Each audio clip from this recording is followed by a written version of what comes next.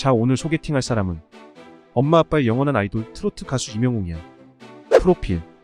가수 이명웅은 1991년 6월 16일 경기도 포천시에서 태어났어.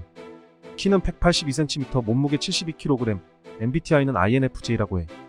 영웅이란 이름은 아버지가 지어줬는데 어린 시절 아버지를 일찍 여의어서 기억 속에 아버지의 존재가 없다고 해. 어렸을 때 축구선수가 꿈이어서 김병지 선수의 머리 스타일을 따라하기도 했고 1년 동안 유소년 축구단 선수로 활동했어. 이후 고등학생 때 친구를 따라서 음악학원에 가서 테스트를 봤는데 친구는 떨어지고 이명웅만 붙었대. 발라드 가수. 원래는 발라드 가수가 꿈이며 혼자 준비하면서 가요제를 많이 다녔는데 처음에는 성적이 좋지 않았어. 그런데 트로트를 부르는 사람들이 대회에서 자주 1등을 하는 것을 보고 이명웅도 트로트를 불러봤는데 트로트를 불러본 첫 대회에서 1등을 했대. 그 이후로 대회에서 트로트만 불렀고 많은 상을 휩쓸었어. 그때 대회에서 자주 불렀던 노래가 내 나이가 어때서였다고 해. 데뷔. 이후 가요제를 다니면서 편의점, 카페 등 다양한 아르바이트를 했는데 이때 편의점 주인과 같이 일했던 이모들과 지금도 친하다고 해.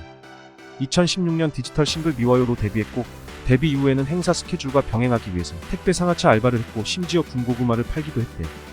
아침마당. 이명웅은 2017년 아침마당 30주년 특집 도전 꿈의 무대에서 본격적으로 대중들에게 인지도를 높이기 시작했어.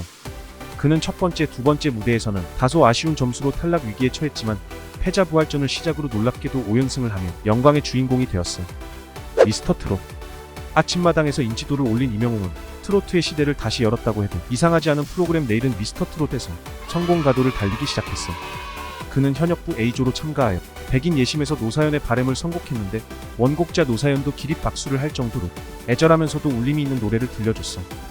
이후 팀 대결 1라운드에서 3위를 하며 위기를 맞았지만 2라운드에서 팀의 에이스로 나와서 김광석의 어느 60대 노부부 이야기를 불렀는데 첫 소절을 부르자마자 관객석에서 탄성이 나오며 목소리 하나만으로 심사위원과 관객들을 사로잡았어. 이명웅도 미스터 트롯에서 경연한 무대 중 가장 애착이 가는 무대로 꼽기도 했어. 이후 결승전에서는 어릴 때 세상을 떠난 아버지가 어머니에게 장난기로 자주 불러주었던 노래인 배신자를 불렀어.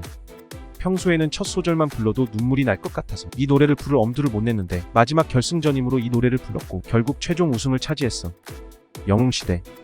미스터 트롯 우승자인 만큼 출연자 중에서 가장 많은 인기와 팬카페 회원 수를 자랑해. 팬덤 성별은 여성이 압도적으로 높고 연령층은 보통 40대부터 60대 이상의 중노년층이 차지해서 이명웅의 콘서트가 끝날 때가 되면 콘서트장 외부에 중노년층 부모님을 데리러 온 자녀들의 차량이 모이는 광경을 볼 수 있어. 팬클럽 회원수가 많은 만큼 기부 활동도 활발한데 2020년에 NGO 단체인 희망을 파는 사람들의 수해 피해 복구 성금 8억 원을 기부했고 2022년에는 산불 피해 복구를 위해 이명웅이 1억을 기부했고 영웅시대 회원들도 2억 원을 기부했어. 점수 조작 논란. 이 논란은 이명웅이 피해를 본 사건인데 2022년 5월 KBS 뮤직뱅크에서 르세라핌과 함께 다시 만날 수 있을까로 1위 후보에 올랐고 접전 끝에 르세라핌이 1위를 차지했어. 문제는 음반 초동 판매량과 음원 사이트 순위 등 모든 부분에서 이명웅이 우세했는데도 방송 점수가 이명웅은 0점이고 르세라핌은 5,438점이나 되었어. 이명웅이 800점 차이로 르세라핌을 졌기 때문에 이 방송 점수에 대한 논란이 많았어. KBS 측은 이명웅의 노래가 KBS에 방송된 적이 없기 때문이라고 해명했는데 집계 기간 이명웅의 노래가 KBS 라디오에 여러 차례 방송된 것이 확인되어서 논란은 끊이지 않았어.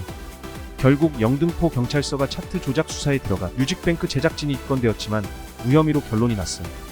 K리그 공연. 2023년 4월 이명웅은 서울상암 월드컵 경기장에서 FC서울 유니폼을 입고 시축과 공연을 했어.